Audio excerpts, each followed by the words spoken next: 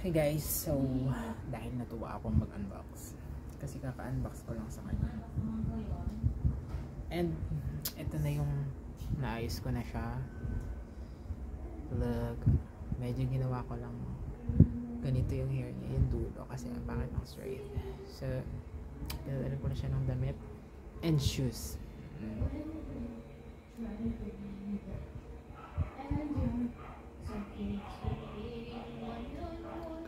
Kamusta naman ang paglabas niya sa world? Ha? Kamusta naman ang paglabas niya sa world? Manilabas niya na yung Barbie niya. Tapos ito, isa ulit, natuwa ako, ito din. Ganda ng hair. Ginapitan mo? Hindi. Inano ko nga eh, ginawa ko, hindi ko nga yung straight na straight nga. Welcome to the vlog. Huh? Yeah. Unboxing. Napakapapanta naman ang cleavage niyan. So, dito muna siya. And, ang next kong i-unbox is this one. Ano. Sobrang ganda nito. So, excited na ako. Let's go! So, kagaya ng ginawa ko kanina kay Tooth Fairy. Nga pala, siya ay Evening Star Princess. Oh my god. Good evening talaga. So, start dito rin ako magsisimula sa ilalim.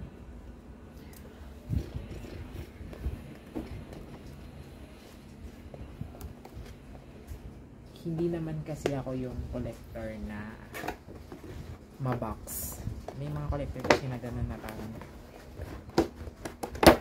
gusto nila nakabox talaga. Piling ko madali lang yan, box to kasi. Tingnan mo. May mga tahi-tahi lang yung ano niya, and then walang masyadong ano. Tapos kagaya ng kasi ano bang taon to? This is 2000 lang. 2000. So, ayan. Madali lang to. It will not take a while. Nahulog.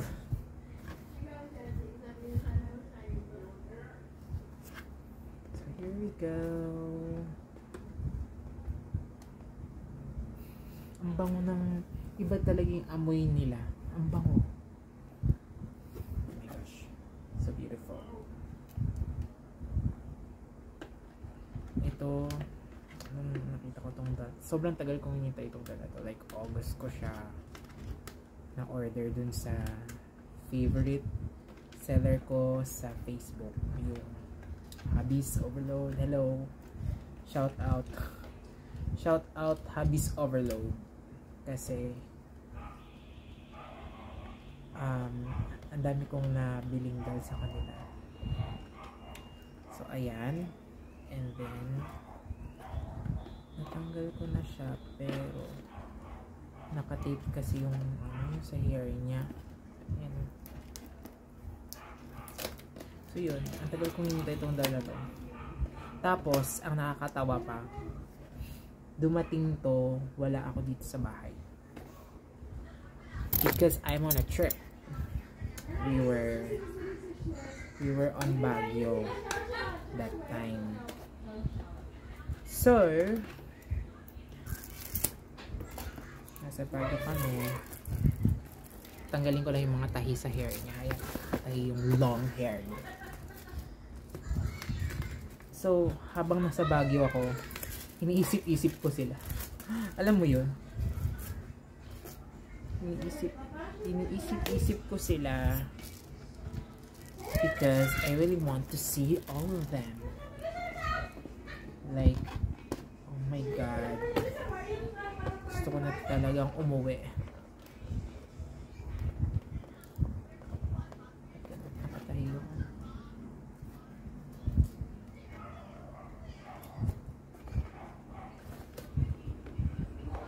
Medyo mahirap to ba? Parang nagkaka...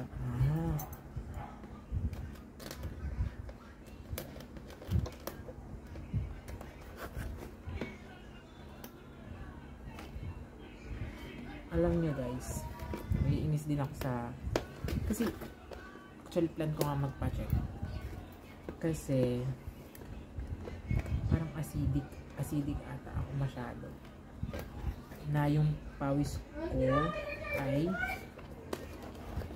namumuti. Kaya one time nagre-root ako ng dal ko, nabura yung kilay. Nabura yung kilay, kaya tinago ko na lang muna siya.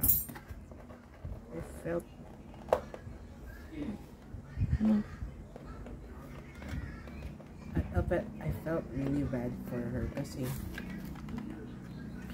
alam mo yun, ang ganda pa naman ng dal na yun, parang Bob Mackie mode, tas may bangs, kaso ayoko kasi nung bangs niya.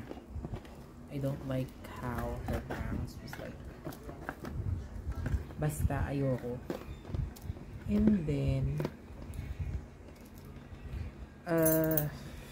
ayun, hindi na ako natuwa dun sa kinalabasan ng pag-ano ko sa kanya.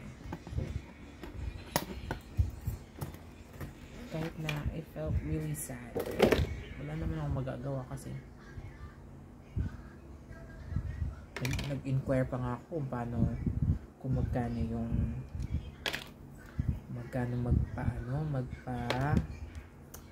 repaint ng face ng dog.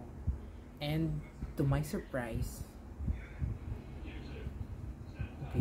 kayong magugulat kasi yung full face, yung buong mukha na reroot ay 1.5. Kilay lang naman yung nabura sa kanya.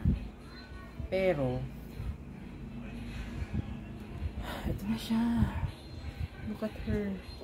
Tingnan niyo yung shoes niya. Tingnan niyo yung shoes niya. Oh my god, her hair is so soft. Pero ang nipis lang na hair niya. Siguro kasi naka-braid. Ayan oh. Ay sorry, hindi pala kita. Ito yung hair niya. Ayan.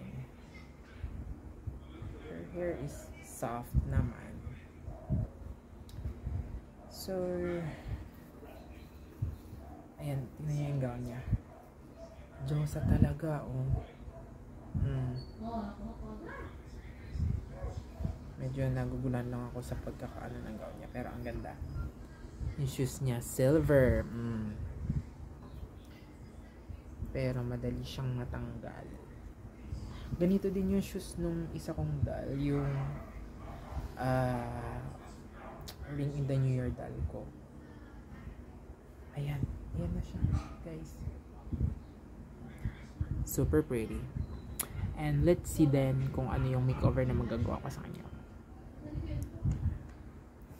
Tada! I told you, mabilis lang siyang buksan. Hindi kasi siya kagaya ng mga dal ngayon na halos ayaw pa buksan ni Mate. And yeah. Bye!